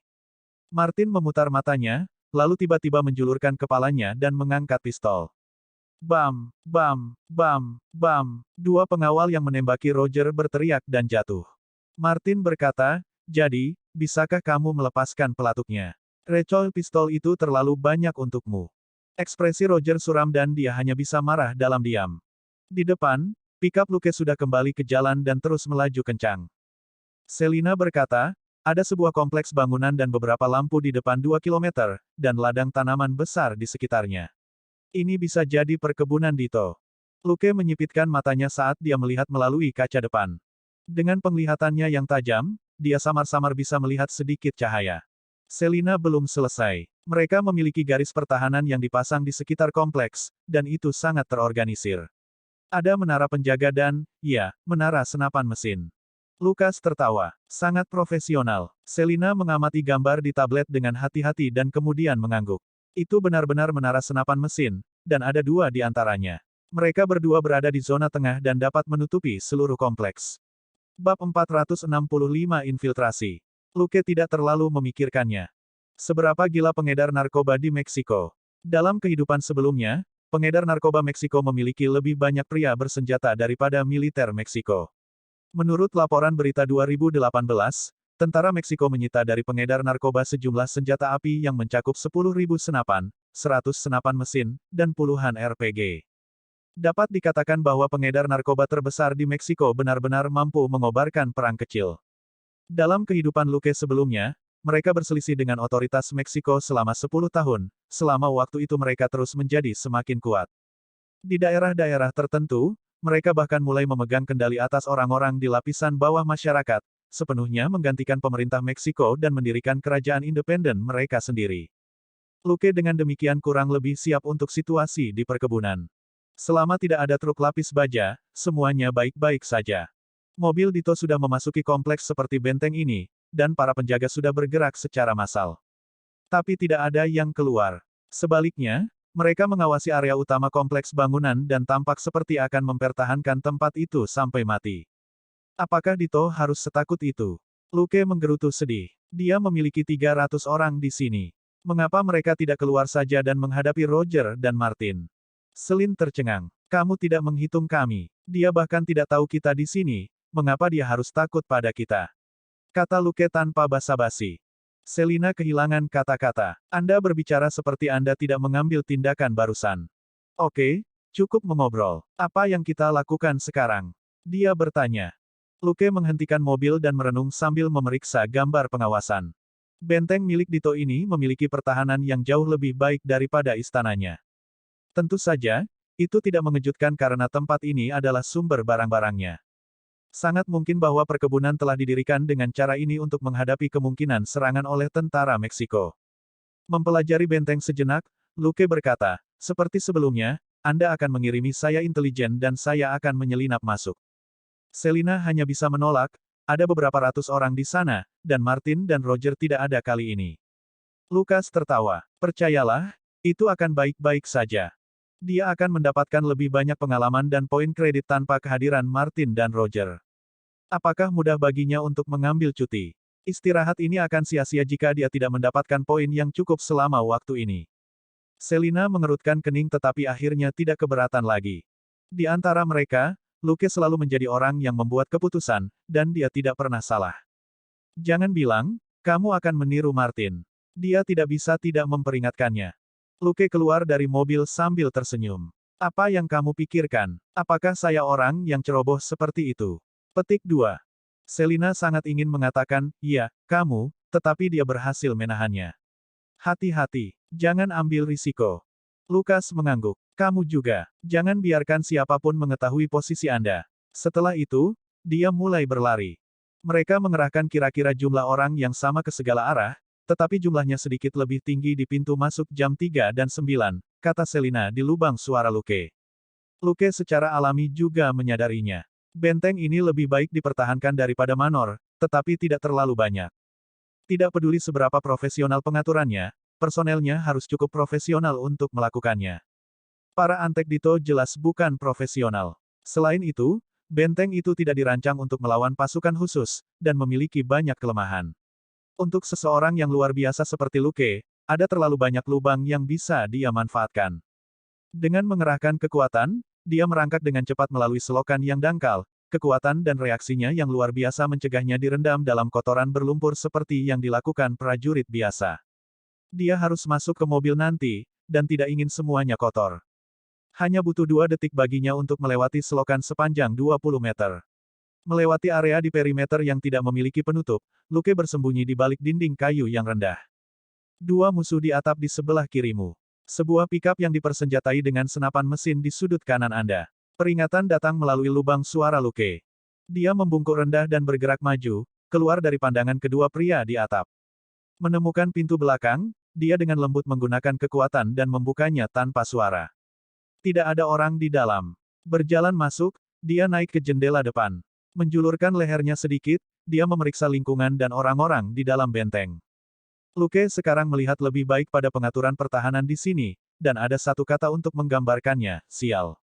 Siapapun yang merumuskan rencana pertahanan itu cukup bagus, sayangnya, orang-orang yang menerapkannya hanya amatir. Mereka ceroboh dan mengendur, menghasilkan benteng yang rentan yang seharusnya bisa dipertahankan dengan baik. Dito Flores benar-benar bukan orang yang tahu bagaimana menggunakan orang dengan benar. Tapi memikirkannya, pengedar narkoba Meksiko saat ini belum menyerap anggota tentara dan polisi dalam jumlah besar, jadi kekuatan tempur mereka yang buruk bisa dimengerti. Setelah mengamati sebentar, Luke melanjutkan operasinya. Dia belum bisa menyentuh para penjaga yang berada di tempat terbuka. Membunuh mereka sama baiknya dengan mengumumkan bahwa seseorang telah menyelinap masuk. Apa yang dia fokuskan adalah beberapa pria yang memindahkan barang-barang di belakang gedung di dekatnya. Berbeda dari bangunan lain yang terbuat dari kayu, ini adalah bangunan beton, dan 5 hingga 6 orang mengeluarkan beberapa senjata keras, hitam, panjang dan tebal. Mereka adalah RPG-75. Ini adalah senjata-senjata tugas berat favorit pasukan swasta. Itu murah, berguna dan mudah diakses. Lux Sharp Nose mendeteksi minyak senjata, bubuk mesiu, dan campuran aroma lain dari gedung di belakang para pria. Ini menunjukkan bahwa bangunan itu adalah gudang senjata. Tapi bukankah orang-orang ini bertingkah terlalu takut? Mereka hanya berurusan dengan Martin dan Roger di permukaan. Mengapa mereka memindahkan RPG? Roger dan Martin tidak akan menyerang mereka dengan mobil lapis baja. Mengejek dalam hati, Luke diam-diam berjalan ke gedung. Bersandar di dinding belakang gedung beton, Lux Sharpnose mengkonfirmasi bahwa banyak barang disimpan di dalam gedung, dan para penjahat hanya memindahkan sebagian kecil keluar. Namun, gedung ini hanya memiliki satu pintu masuk, di mana para pria sibuk memindahkan barang-barang keluar. Melihat mereka mengeluarkan senjata tanpa henti, Luke merasa sedikit tidak berdaya. Hanya ada 2 penyerang di luar, berapa banyak daya tembak yang mereka butuhkan. Dia melihat beberapa kotak besar sabuk amunisi senapan mesin. Lukas memutar matanya. Sabuk amunisi ini cukup bagus. 10 menit untuk memuat dan 10 detik untuk menembak, begitulah cara kerja senapan mesin. Itu juga mengapa Luke selalu menyukai ketepatan daripada kuantitas. Memuat terlalu banyak membuang waktu. Lebih penting lagi, dia belum bertemu musuh yang membutuhkan senapan mesin untuk dihadapi. Untungnya, 2 menit setelah dia berjalan, orang-orang itu akhirnya selesai memuat mobil dan mereka pergi. Pada saat yang sama, Luke melesat keluar dari samping untuk memasuki gedung beton. Bab 466 ini waktu pertunjukan dan granat 80. Hanya ada 2 orang yang tersisa di gudang senjata. Memilah amunisi dan peralatan dengan punggung mereka ke pintu, mereka tidak menyadari bahwa musuh telah menyelinap masuk. Ini adalah zona pusat di benteng dan di sekitar mereka adalah orang-orang mereka. Mereka tidak pernah mengharapkan siapapun untuk menyusup ke tempat ini. Luke berjalan mendekat dan membawa mereka keluar dengan pukulan ke bagian belakang kepala masing-masing. Dia kemudian langsung menuju sasarannya. Dia tidak tertarik pada amunisi, dia punya lebih dari cukup. Dia sedikit tergoda oleh sabuk amunisi penuh, tetapi tidak perlu mengambilnya sekarang. Dia dengan cepat mengangkat tutup beberapa kotak. Setelah memverifikasi peralatan di dalamnya, dia menyimpan kotak-kotak itu di inventarisnya. Dia juga tidak melepaskan 2 RPG dan misilnya. Dia belum pernah membeli ini sebelumnya, untuk alasan yang sama dia tidak pernah menggunakan senapan mesin, dia tidak pernah membutuhkannya. Secara alami, dia hanya mengambil ini sambil lalu. Dia sangat cepat. 2 menit setelah menyelinap masuk, dia telah membersihkan semua yang dia minati. Dia kemudian memasukkan mayat 2 penjahat yang mati ke dalam 2 kotak kosong, menutupnya, dan meletakkan 2 kotak peluru di atasnya. Tak seorang pun akan menemukan mayat-mayat itu dalam waktu dekat, yang akan memberi Luke lebih banyak waktu untuk operasi ini. Menyelinap keluar dari gedung beton, dia berjalan ke target berikutnya. Itu adalah sebuah bangunan pada jam 1 di kompleks. Tidak ada sesuatu yang khusus tentang itu, sebaliknya, itu sangat biasa-biasa saja. Bangunan ini bukanlah bagian penting dari pertahanan dan juga bukan di perimeter. Itu sedikit keluar dari jalan dan lebih dekat ke ladang rumput liar di luar. Menyelinap ke gedung, Luke membuang anak panah tali dan menggulung penjaga sebelum dia membunuhnya. Kemudian, mengeluarkan bahan mentah dari inventarisnya, dia dengan cepat mengumpulkan senjata ad hoc. Dia telah memperoleh bahan-bahan ini dari Manor Dito sebelumnya, tepatnya untuk digunakan di perkebunan. Karena dia memiliki segalanya, dia selesai dengan sangat cepat. Menyimpan lebih dari setengah senjata buatan tangannya ke dalam inventarisnya, Luke mengambil selusin yang tersisa dan berjalan ke belakang gedung. Ini adalah titik buta di benteng yang dijaga oleh penjahat yang baru saja dibunuh Luke. Secara alami, tidak ada seorang pun di sini. Menempatkan senjata buatan tangannya di depannya, Luke menarik napas dalam-dalam. Dia kemudian mengambil satu, menarik cincin di granat dan melemparkannya. Dia dengan cepat melemparkan selusin granat buatan tangan dengan kecepatan 2 per detik. Dia menggunakan cukup banyak kekuatan dan melemparkannya ke ketinggian yang mencengangkan. Akibatnya, senjata buatan tangan terbang jauh ke ladang rumput liar. Ketika Luke membuangnya, seorang penjahat yang berjaga di depan sebuah gedung sedikit lebih jauh di depan Luke tiba-tiba merasakan ada sesuatu yang tidak beres dan tanpa sadar mengangkat kepalanya. Kenapa aku merasa seperti ada sesuatu yang terbang di atas kepala kita? Penjahat lain melihat sekeliling. Di mana? Tapi granat buatan tangan sudah terbang melewati dan jatuh ke arah ladang rumput liar di luar benteng. Tidak ada yang bisa dilihat. Kedua pria itu baru saja berbicara ketika ada ledakan keras ketika granat buatan tangan pertama yang masih ada di udara meledak. Ledakan itu mengirimkan api untuk menciptakan pancuran api yang mencakup jangkauan lebih dari 10 meter persegi. Serangkaian ledakan kemudian terdengar di udara di atas ladang rumput liar di luar saat hujan api menyebar dengan cepat. Kedua penjahat itu tercengang. Pada ledakan pertama, semua orang di benteng tanpa sadar terdiam. Mereka kemudian membuka mulut mereka secara bersamaan, beberapa bertanya dan beberapa berteriak. Seluruh tempat itu berantakan. Selina berkata, Martin dan Roger telah menghabisi para penjahat yang menghalangi mereka dan berlari ke benteng. Lukas tertawa dalam hati. Ini adalah kesempatan Martin. Akan menjadi bunuh diri bagi Martin untuk menyerang garis pertahanan yang terdiri dari 300 orang, bahkan jika mereka semua amatir. Pasukan AS yang bertempur di luar negeri sering mengatakan bahwa mereka memiliki keunggulan mutlak dalam 10 menit pertama pertempuran, situasi setelah itu tergantung pada siapa yang memiliki lebih banyak orang. Artinya jelas, dalam pertempuran, kalah jumlah sangat mematikan setelah jangka waktu yang lama. Daya tembak dan kemampuan pribadi dapat membantu tentara mendapatkan keunggulan atas jumlah yang lebih unggul dalam waktu singkat, tetapi bahkan prajurit terbaik pun tidak akan mampu menghadapi arus musuh yang terus-menerus jika semuanya ditarik keluar. Tentu saja, ini sebagian besar merujuk pada misi lapangan, seperti di Baghdad atau Afghanistan. Luke telah menyelinap diam-diam justru untuk menciptakan kekacauan. Dia sekarang jauh lebih kuat dari orang normal, tetapi dia tidak bisa menunjukkan dirinya jika dia ingin mengurus kelompok penjahat Dito dengan lancar. Bahkan dengan elementary self-healing dan rompi anti peluru, beberapa ratus peluru yang mengenainya masih akan terasa sakit. Benar saja, Martin tidak menyerah untuk membalas dendam. Karena dia masih menyerang, ada lebih banyak ruang bagi Luke untuk bertindak. Saat dia merenung, dia mengeluarkan sekotak granat dari inventarisnya dan menimbang salah satunya di tangannya. Begitu mereka berada di luar benteng, beritahu saya jarak dan jangkauannya.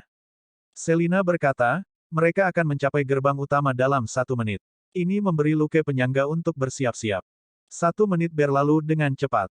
Martin dan Roger telah menghentikan mobil. Untuk saat ini, mereka tidak akan masuk, Selina mengingatkan Luke. Lukas tertawa. Waktunya pertunjukan. Mengatakan itu, dia menarik pin pada granat dan melemparkannya ke gerbang utama. Begitu dia mulai, dia tidak berhenti.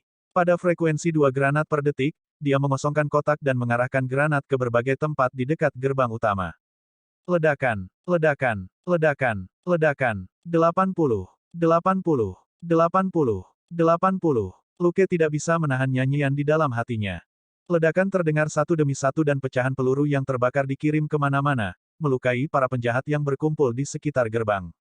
Luke sekarang telah berubah menjadi peluncur granat manusia. Dia melemparkan granat secara akurat dimanapun para penjahat berkumpul. Teriakan minta tolong terdengar di dalam benteng. Banyak penjahat terbunuh dan lebih banyak lagi yang terluka parah. Karena luka-luka mereka, mereka hanya bisa berteriak dan menangis minta tolong. Semua penjahat di benteng itu panik. Apakah mereka telah dikepung oleh militer Meksiko? Apakah ini penggerebekan? Luke terlalu cepat dan tepat dalam melempar granat saat ledakan terdengar di dekat gerbang utama satu demi satu. Itu adalah momentum yang sangat mengerikan sehingga para penjahat amatir ini berada di bawah ilusi bahwa mereka dikelilingi. Luke tidak punya waktu untuk mengganggu mereka. Pertunjukannya baru saja dimulai. Melemparkan 20 granat berturut-turut, dia dengan santai mengamati aktivitas di dalam benteng. Banyak orang sekarang berlarian di dekat gerbang depan meskipun mereka tidak tahu mengapa mereka berlari. Banyak penjahat di perimeter sudah melepaskan tembakan ke arah luar benteng. Mereka sama sekali tidak menyadari bahwa serangan itu datang dari dalam. Luke segera mengalihkan perhatiannya dari gerbang utama. Orang-orang di sana sudah ketakutan oleh ledakan dan hanya sedikit dari mereka yang berani berkumpul lebih lama lagi. Bab 467 tidak membutuhkan granat atau RPG untuk bekerja. Di luar benteng, Selina terperangah saat dia menatap gambar pengawasan. Bagaimana bisa Luke mendapatkan begitu banyak granat?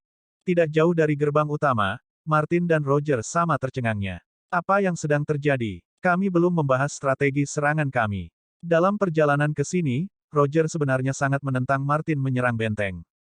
Roger sudah tua, tidak buta. Dia tidak berpikir bahwa mereka berdua bisa berurusan dengan begitu banyak penjahat di benteng. Dia pikir sudah berkah dewa bahwa mereka selamat dari Manor sekarang. Tapi Martin tetap tidak mau menyerah, bagaimana bisa semudah itu melepaskan kebenciannya terhadap orang yang membunuh istri dan bayinya. Saat mereka berdebat dengan suara rendah, suara Luke yang membakar rumput liar terdengar. Melihat tontonan luar biasa dari hujan yang berapi-api ini, Roger bergumam, serangan pesawat tak berawak militer. Diam sejenak, Martin kemudian menghancurkan tebakannya. Drone tidak bisa membawa banyak amunisi. Lagi pula, itu granat. Martin jauh lebih akrab dengan suara ledakan daripada Roger, dan dia bisa langsung tahu bahwa ini adalah ledakan granat. Tapi bagaimana orang bisa melempar begitu banyak granat dalam waktu sesingkat itu? Apakah pasukan khusus Meksiko juga menyerang tempat ini? Di dalam benteng, Luke mengamati gerbang belakang pada pukul 12. Dia tertawa kecil dan meraih lebih banyak granat. Putaran lain untuk sisi lain. Itu hanya adil. Sesaat kemudian, granat jatuh seperti telur dari langit yang gelap menuju gerbang belakang.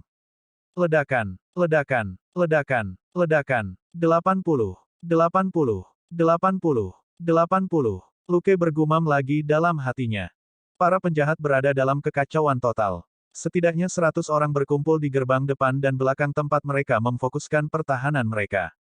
Tetapi setelah 2 pemboman, sedikit di bawah setengah dari mereka mati dan yang selamat ketakutan setengah mati. Martin dan Roger memulai serangan mereka pada pukul 7. Pastikan kamu tidak melukai mereka secara tidak sengaja, Selina memperingatkan Luke lagi. Melihat benteng, yang setengahnya tertutup asap dan api, serta api besar yang mulai menyebar di luar di antara rumput liar, Selina mendapatkan pemahaman baru tentang kekuatan penghancur Luke. Dia merasa bahwa kurangnya pemahaman sebelumnya kemungkinan besar karena fakta, bahwa detektif polisi Los Angeles tidak perlu menggunakan granat dalam pekerjaan mereka. Mempertimbangkan kekuatan dan stamina Luke yang mengerikan, Selin merasa bahwa itu tidak akan berakhir dengan baik bagi para penjahat di benteng. Benar saja, saat dia memikirkan ini, lebih banyak ledakan terdengar, dan zona tengah benteng itu dihujani granat sekali lagi. Luke bahkan secara khusus melemparkan 2 granat penyerang ke menara senapan mesin. Struktur, yang tampak begitu mengesankan sebelumnya, langsung hancur berkeping-keping. Luke harus berhati-hati dengan senjata heavy duty yang memiliki jangkauan yang sangat luas ini. Dia mungkin tidak mati jika dipukul, tetapi dia pasti akan terluka parah. Pada saat itu, erangan dan tangisan terdengar dari depan dan belakang. Luke, kurasa Dito akan lari, kata Selina tiba-tiba. Luke dibuat terdiam. Mengapa Dito begitu kurus? Tidak bisakah orang tua ini berani sekali? Dia bertanya, di mana dia? Selina menjawab, ada 2 mobil menuju jalan utama tidak jauh dari Anda.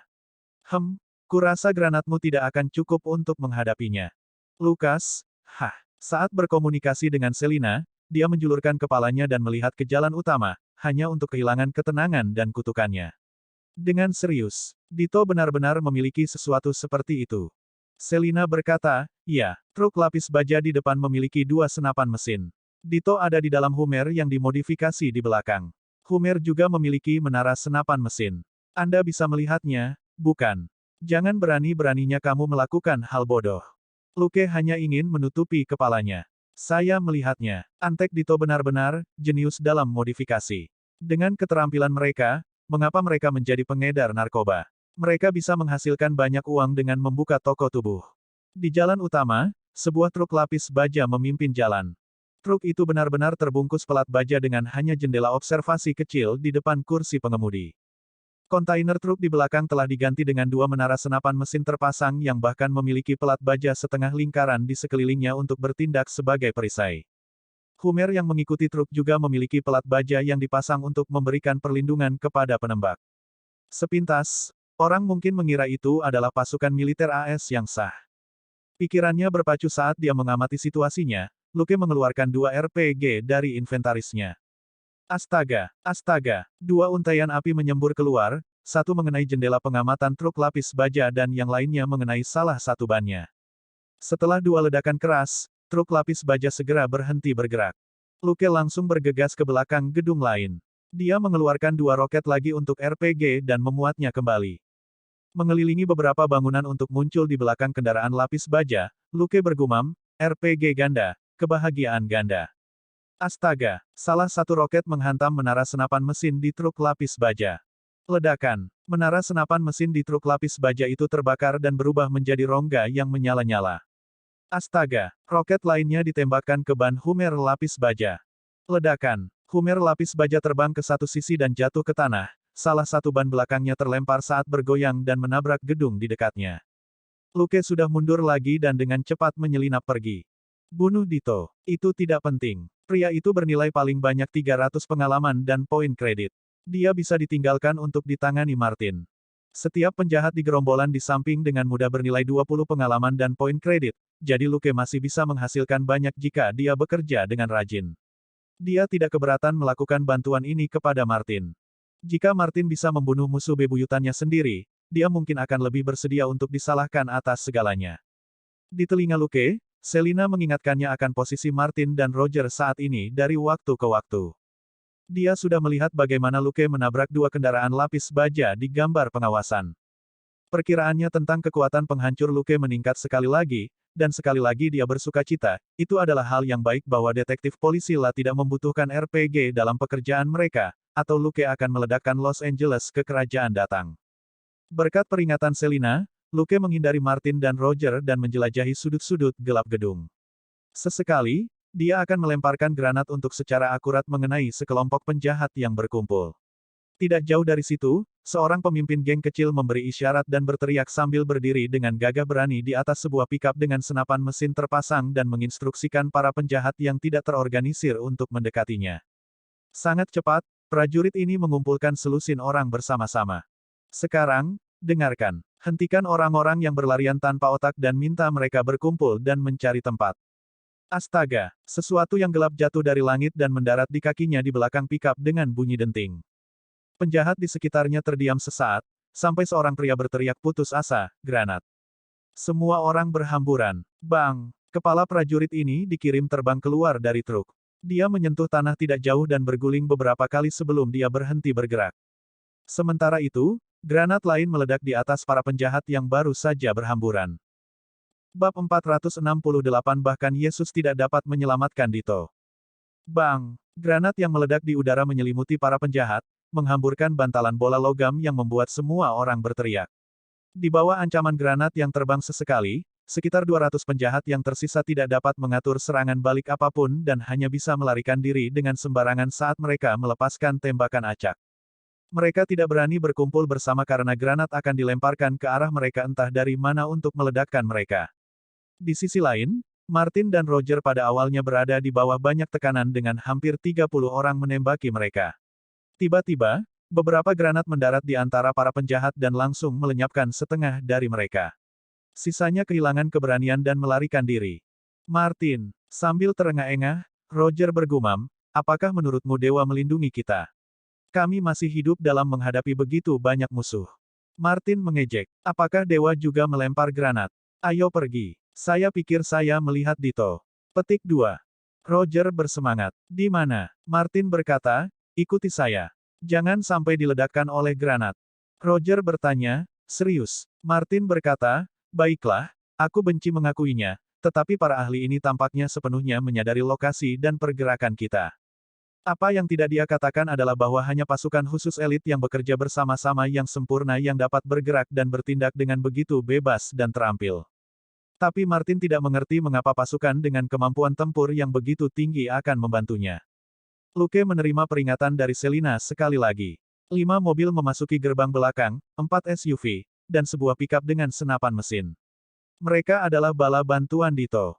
Hati-hati. Berbeda dengan para amatir di benteng, ini adalah profesional. Petik 2. Luke bertanya, di mana mereka? Selina berkata, di mana Anda menyergap truk lapis baja tadi? Mereka melawan Martin dan Roger. Anda mungkin ingin cepat. Martin dan Roger hampir tidak bisa menahan mereka. Sebenarnya, Martin dan Roger tidak bisa menahan mereka sama sekali. Hampir 30 orang turun dari 5 kendaraan pendukung. Mereka dipersenjatai dengan kombinasi yang baik dari UMP dan M4A1, terlatih dengan baik, dan memiliki tujuan yang jelas.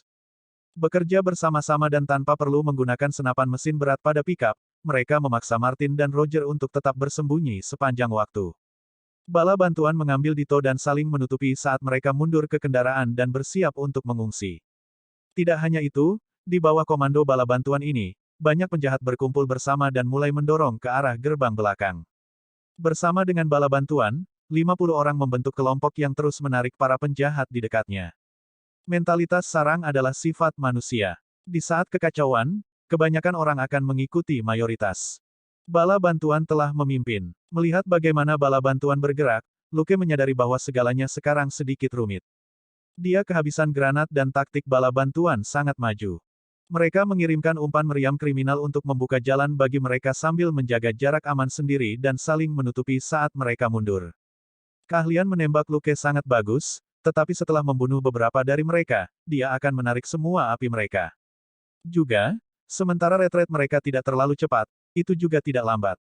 Pada saat Luke melenyapkan setengah dari mereka, mereka akan benar-benar dievakuasi. Dengan para amatir yang membuka jalan, tidak akan mudah bagi Luke untuk menggunakan RPG untuk meledakkan seluruh konvoi.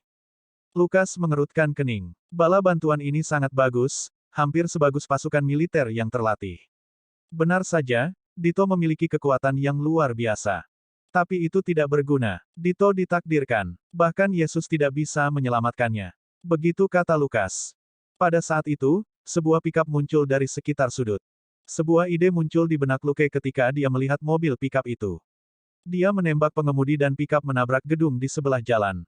Tidak ada yang peduli dengan kecelakaan mobil kecil ini. Luke dengan cepat memasuki gedung dan mengutak-atik pickup sejenak sebelum dia kembali dengan senjata baru. Saat kelompok ini berkumpul kembali dan moral mulai membaik, wajah para penjahat yang menghadap gerbang belakang tiba-tiba berubah. Beberapa penjahat dengan refleks cepat hanya menerjang ke samping seperti anjing dan merangkak-merangkak untuk mencari perlindungan seperti anjing. Di salah satu SUV, seorang pria kekar, tampak garang meraung ke walkie-talkie-nya, berhenti membuang-buang waktu, cepat dan mundur. Kosongkan jalan. Cari kendaraan, sebaiknya pickup dengan senapan mesin, F-Chuck. Kenapa kamu berlari? M senapan mesin. Tidak jauh dari SUV, mata seorang penjahat melotot dan tampak seperti akan jatuh dari kepalanya sebelum dia berlari untuk hidup ini. Tertegun, pria kekar itu merasakan ada yang tidak beres dan tiba-tiba berbalik. Pada saat itu, waktu terasa melambat.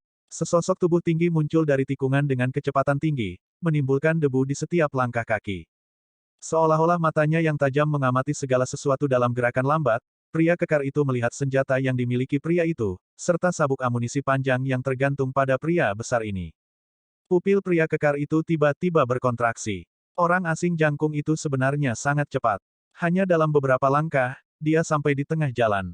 Dia kemudian berbalik untuk menghadapi konvoi dan 50 hingga 60 penjahat di depannya. Kejutan. Semua penjahat gemetar mendengar raungan itu. Kecuali mereka yang sudah bergegas pergi, mereka yang tetap secara naluriah melihat ke arah raungan. Mereka melihat laras yang keras, hitam, panjang dan tebal, senjata medan perang yang kejam, dan sabuk amunisi emas yang panjang dan mempesona, pada sosok tinggi dan kokoh yang berdiri dengan satu kaki di depan yang lain. Saat berikutnya, Ada ledakan teredam yang sama sekali tidak seperti suara senapan. Tong, tong, tong, tong, tong, tong. Darah tiba-tiba menyembur keluar dari para penjahat di bagian paling depan. Komandan kekar itu berteriak panik ke walkie-talkie-nya, menyebarkan senapan mesin, balas tembakan. Tapi sudah terlambat. Pria di belakang senapan mesin di mobil pickup, yang merupakan ancaman terbesar bagi Luke, baru saja memutar senapan mesin ketika kepalanya sudah hancur. Secara alami, senapan mesin berat harus diurus terlebih dahulu. Target pertama Luke justru penembak ini. Setelah menghabisi penembak, Luke menggunakan semua kekuatannya untuk sekali dan melepaskan tembakan dengan kedua tangan. Dengan cepat menyesuaikan moncongnya, dia menembakkan ledakan sporadis ke beberapa lusin penjahat di depannya satu persatu. Moncongnya menyapu ke arah SUV tertentu dan dia menarik pelatuknya dengan ringan. Tong, tong, tong. Peluru meninggalkan laras senapan mesin berat dalam ledakan halus bab 469. Aku memberimu kesempatan tapi kamu tidak mengambilnya. Pria kekar yang memegang komando di kursi pengemudi tidak punya waktu untuk bereaksi sebelum tubuh bagian atasnya meledak. Luke menyapu laras senapan mesin melewati Dito dan tidak berhenti menembak. Dia tidak tahu bahwa dia baru saja membunuh kunci pas bala bantuan, dan benar-benar tenggelam dalam daya tembaknya yang mendominasi. Badai metalik yang ganas ini tidak berhenti saat tembakan terus terdengar. Dalam waktu kurang dari 10 detik, Luke membajak para penjahat ini. Kecuali segelintir orang yang memiliki mata tajam dan gerakan cepat, dan merangkak cukup cepat, 40 atau lebih penjahat lainnya berubah menjadi bubur oleh rentetan sengit ini. Tembakan yang mengerikan akhirnya berakhir. Konvoi itu benar-benar kacau. Kursi pengemudi semuanya telah tertembak, dan hanya bagian bawah pria yang mengawaki senapan mesin yang tersisa. Tidak ada yang bersembunyi di balik mobil yang selamat. Segelintir penjahat trauma yang belum terbunuh menangis dan merangkak pergi, berdarah dan hancur. Dentang. M2 yang berat itu jatuh ke tanah dengan bunyi gedebuk. Luke tertawa tanpa suara dan memutar pergelangan tangannya. Namun, di dalam hatinya, dia berteriak, luar biasa. 10 menit untuk memuat dan 10 detik untuk menembak. Senapan mesin benar-benar senjata yang membawa kegembiraan. Setelah memutar pergelangan tangannya, Luke dengan santai mengeluarkan M1911 yang dijarah dari sarung di kakinya. Bang, bang, bang, bang, bang. Segelintir penjahat yang meratap dan merangkak pergi semuanya ditembak di kepala. Mengisi ulang pistolnya tanpa tergesa-gesa, Luke menghilang ke dalam bayang-bayang gedung di dekatnya. Di sisi yang berlawanan, mata Martin dan Roger hampir jatuh. Itu adalah M2 Browning, yang beratnya hampir 40 kg bahkan saat diturunkan. Bahkan hanya memegangnya dengan stabil itu sulit bagi orang biasa. Menembak sambil memegang pistol di tangan. Hanya fanatik senjata yang bosan yang akan mencobanya. Bahkan jika mereka mengenakan selempang sehingga tubuh mereka akan menahan sebagian besar berat senjata, mereka akan kehilangan keseimbangan setelah beberapa tembakan. Mustahil untuk menghadapi mundurnya senjata seberat itu. Untuk dapat menggunakan sabuk amunisi dan tetap memegang pistol dengan stabil seperti yang baru saja mereka lihat, orang itu sama sekali bukan manusia. Martin tiba-tiba merasa ada yang salah dengan dunia ini. Dia percaya diri dengan keterampilan menembaknya, tetapi kalah dalam hal senapan mesin berat, seolah-olah. Itu adalah senapan mesin yang dipasang di kendaraan yang tidak dirancang untuk dipegang dengan tangan. Pada saat itu, Roger akhirnya mengangkat rahangnya dari tanah. Dia bergumam, orang itu adalah penggemarku. Martin, baris yang dia katakan tadi, dia jelas mempelajarinya dariku, kata Roger. Martin berkata, kau benar. Siapa tahu, dia mungkin juga berkulit hitam. Roger bertanya, apakah Anda meremehkan warna kulit saya? Martin berkata, saya memuji kekuatan luar biasa yang Anda semua miliki, untuk dapat memegang dan menembakkan senapan mesin berat. Roger berkata, tolong jangan. Saya bahkan tidak bisa memegang M249. Saya sudah tua. Saat mereka bercanda, mereka akhirnya tenang dari keterkejutan. Tidak ada yang berani mendekat lagi.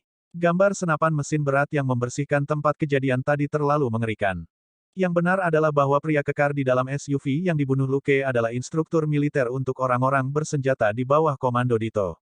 Dia adalah seorang Amerika dan pensiunan marinir. Dia datang ke sini untuk uang, dan karena uang, akan tinggal di sini selamanya.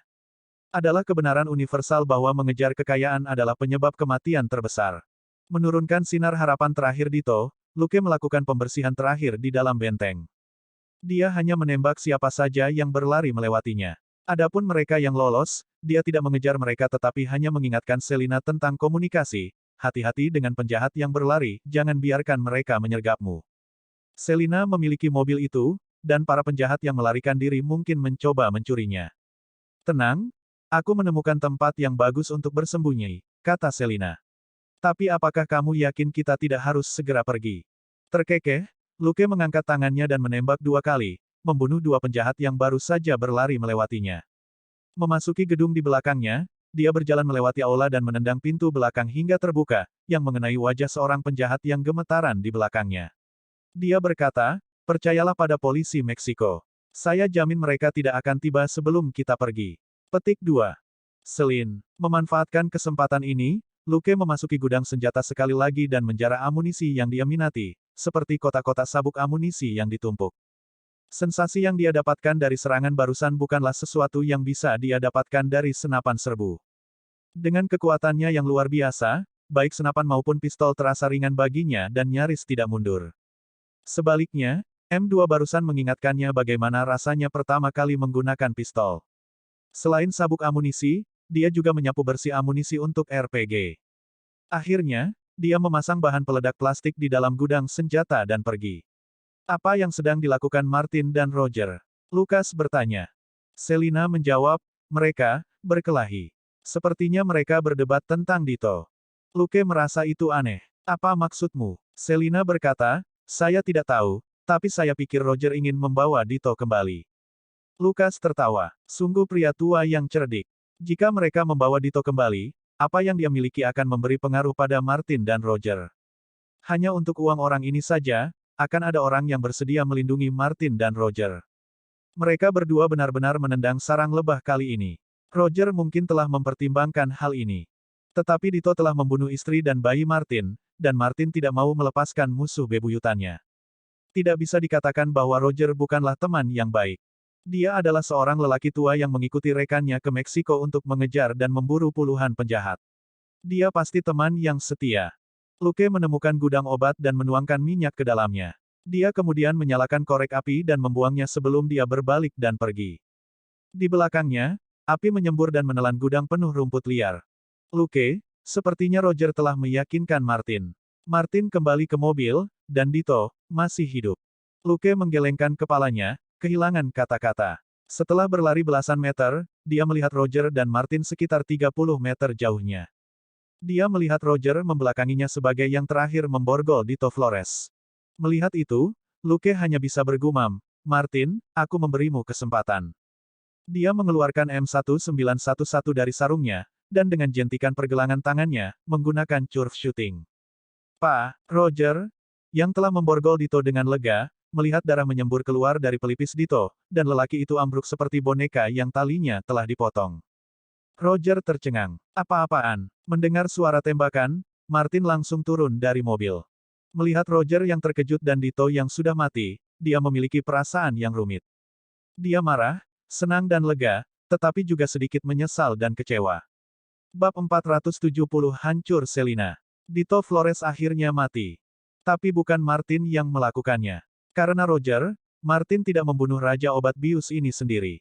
Setelah lama terdiam, Roger akhirnya berjongkok dan melepaskan borgol dari Dito. Dia masuk ke mobil dengan marah dan berteriak di belakangnya, di sini tidak aman. Jika Anda kesal, tembak dia beberapa kali lagi. Atau apakah Anda ingin mengambil beberapa foto? Martin menarik napas dalam-dalam, lalu menggelengkan kepalanya. Melihat sudut gelap yang sudah kosong, dia berkata dengan suara rendah, terima kasih. Sistem, Anda telah menerima penghargaan Martin Riggs. Anda sekarang dapat mempelajari semua kemampuannya. Kemampuan Martin Riggs, senjata api dasar, tempur dasar, menembak jarak jauh dasar. Luke, yang sekarang berjalan keluar, hanya tersenyum dan tidak terlalu memikirkannya. Anda dapat mengungkapkan rasa terima kasih Anda dengan mengambil kesalahan untuk semua ini. Saat dia berjalan, dia berkomunikasi dengan Selina. Kamu bisa datang dan menjemputku sekarang. Dia kemudian mengeluarkan senjata buatan tangan yang tersisa dari inventarisnya dan melemparkannya ke ladang rumput liar yang setengah terbakar. Dengan serangkaian ledakan dan hujan yang berapi-api, semua ladang gulma benar-benar habis terbakar. Selina baru saja tiba dan dia membuka pintu. Luke masuk ke kursi pengemudi dan berkata sambil tersenyum, misi selesai. Selina berkata, bagus sekali. Mobil menuju ke sini dari Tijuana. Mereka masih agak jauh tapi jumlahnya cukup banyak. Luke tertawa, memutar kemudi, dan melaju ke tenggara. Saat mobil melaju kencang, Luke merasa gembira. Saat ladang gulma terakhir terbakar, pemberitahuan sistem muncul. Sistem, hilangkan anggota penting geng Dito Flores dan hancurkan basis manufaktur gulma. Lengkap. Total pengalaman, 10.000. Jumlah kredit, 10.000. Tingkat kontribusi, 90%. EXP plus 9.000. Kredit plus 9.000. Termasuk panennya dari Manor Dito sebelumnya, Luke telah mendapatkan lebih dari 10.000 XP dan poin kredit malam ini. Sebagian besar adalah untuk menghancurkan gulma. Kalau tidak, dia hanya akan mendapatkan 5 hingga 6.000 pengalaman dan poin kredit paling banyak untuk membunuh 300 atau lebih penjahat di benteng, beberapa di antaranya melarikan diri. Dalam sistem, kredit untuk membuang obat-obatan dan membuang gangster hampir sama. Itu sangat fantastis. Bagaimanapun, obat-obatan itu tidak berguna baginya, dan dia sama sekali tidak menyesal membakar gudang itu hingga rata dengan tanah. Dia telah cukup banyak mencapai tujuannya untuk mendapatkan pengalaman dan poin kredit selama istirahat ini. Ketika semua dikatakan dan dilakukan, geng tingkat menengah di Los Angeles tidak benar-benar memotongnya lagi.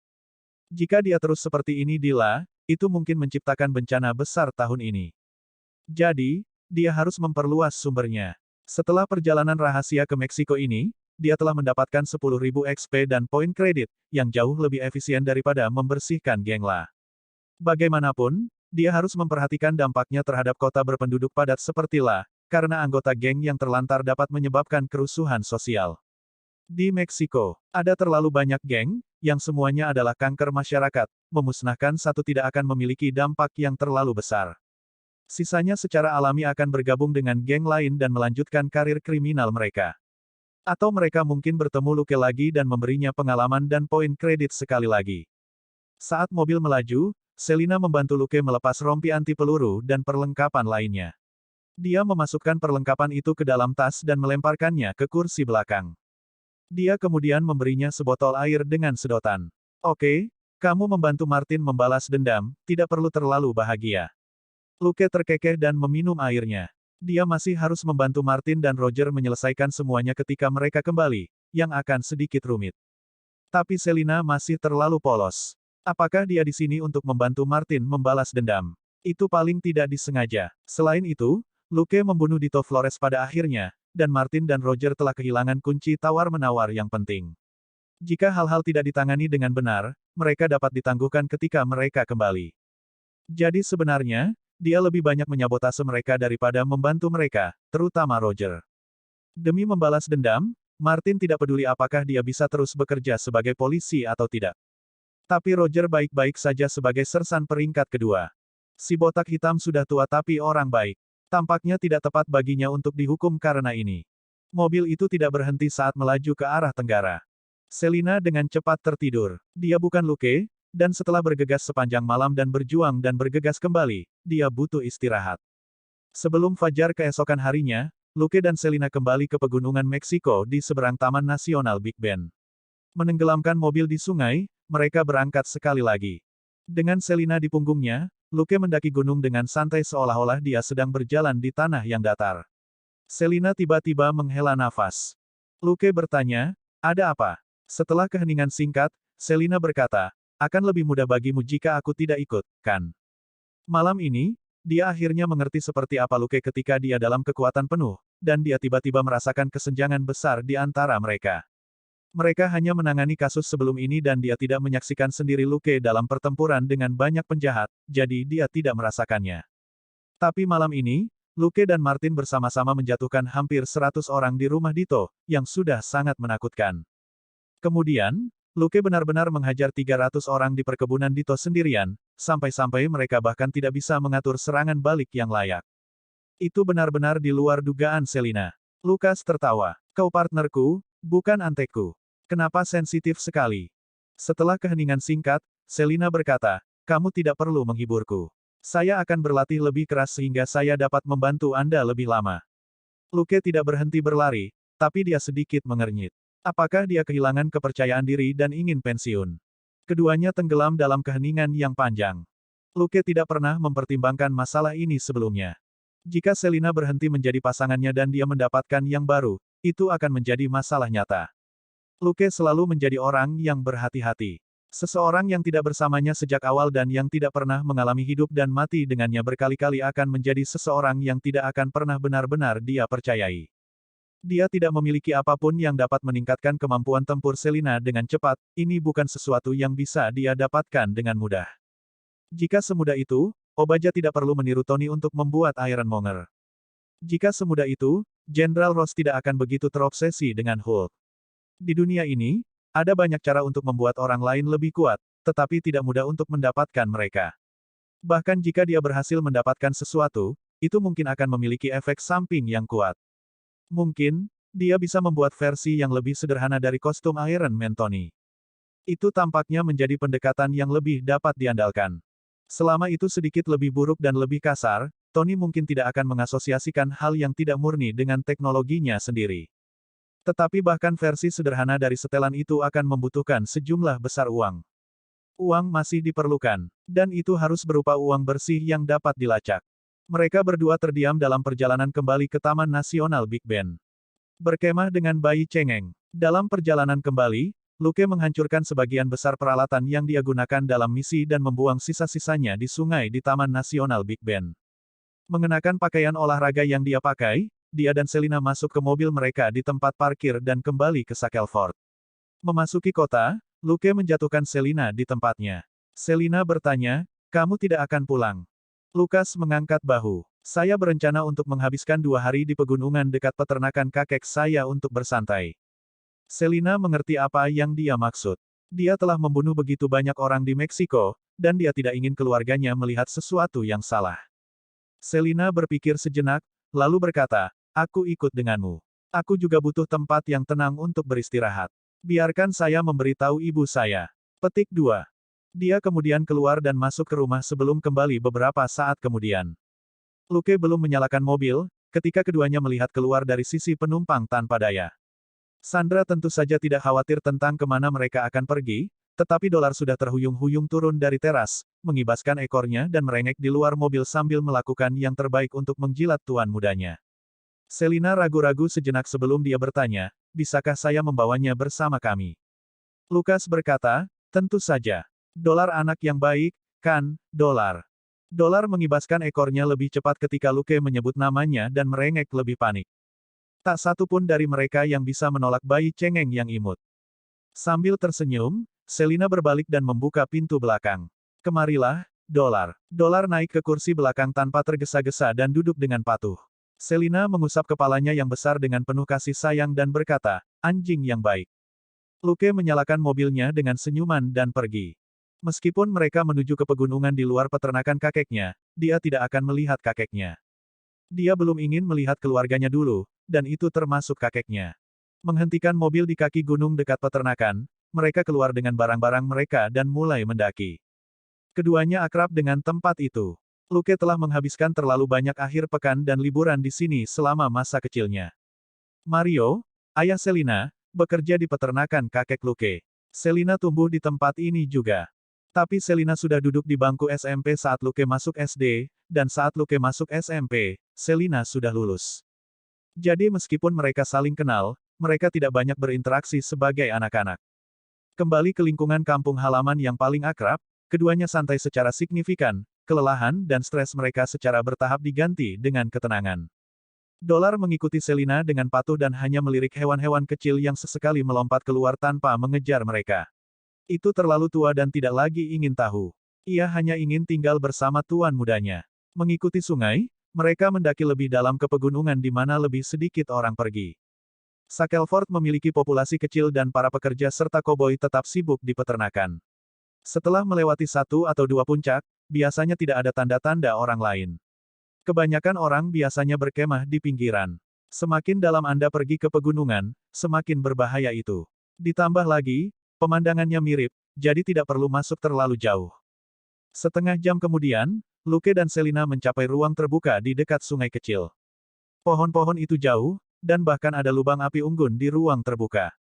Ini adalah tempat perkemahan yang sering dikunjungi oleh pengunjung. Itu memiliki air dan ruang terbuka. Itu tidak jauh dari dunia luar tetapi cukup tenang. Selain burung dan serangga di antara pepohonan, tidak ada suara orang sama sekali. Orang yang terbiasa dengan kota besar mungkin merasa tidak nyaman dengan lingkungan seperti ini, tidak ada suara mobil di kejauhan, atau sesekali teriakan yang tidak jelas, atau suara musik atau TV yang diputar terlalu keras. Bahkan ketika angin bertiup, hanya ada suara gemerisik ranting pohon, bukan gemerisik potongan dan Bob yang menabrak jendela. Tapi Luke dan Selina sangat terbiasa dengan lingkungan seperti ini dan bahkan menikmati ketenangan. Juga, mereka memiliki dolar untuk menemani mereka, jadi mereka tidak sendirian. Mengambil bahan-bahan yang dibawa Selina dari rumah, Luke dengan cepat menyiapkan barbecue di luar ruangan dan menyalakan api dengan kayu bakar yang dia kumpulkan. Menyesuaikannya dengan ukuran yang sesuai, dia berkata sambil tersenyum, makanan akan siap dalam 1 jam. Anda bisa keluar dan bersenang-senang sebelum itu. Petik 2. Selina menggeliat dan berkata, tidak, aku akan tidur siang. Dia kemudian memeluk kepala besar dolar dan berkata, jangan ganggu saya. Ikuti Luke, mengerti. Petik 2. Anjing tua itu menjilat tangannya dengan penuh kasih untuk menunjukkan bahwa dia mengerti. Selina kemudian membuka resleting tendanya dan merangkak masuk. Sangat cepat, dengkurannya bisa terdengar. Dia benar-benar tertidur. Luke menatap sejenak sebelum dia berbalik, melambaikan dolar dan menggaruk dagu anjing itu. Dolar menyipitkan matanya dengan nyaman dan berbaring di sebelah Luke dengan patuh. Satu-satunya suara di ruang terbuka di sebelah sungai adalah derak kayu bakar. Selina tidak bangun sampai beberapa jam kemudian. Mereka tidak banyak bicara. Setelah makan, mereka menjelajahi hutan secara terpisah. Saat Luke berjalan sendirian, dia memikirkan akibat dari misi ini, serta masa depan Selina. Selina membawa dolar bersamanya, dan sepertinya ada beban di pikirannya juga. Hari itu berlalu dengan damai. Tengah malam, Luke yang masih mencari-cari file, tiba-tiba berhenti dan keluar dari tendanya.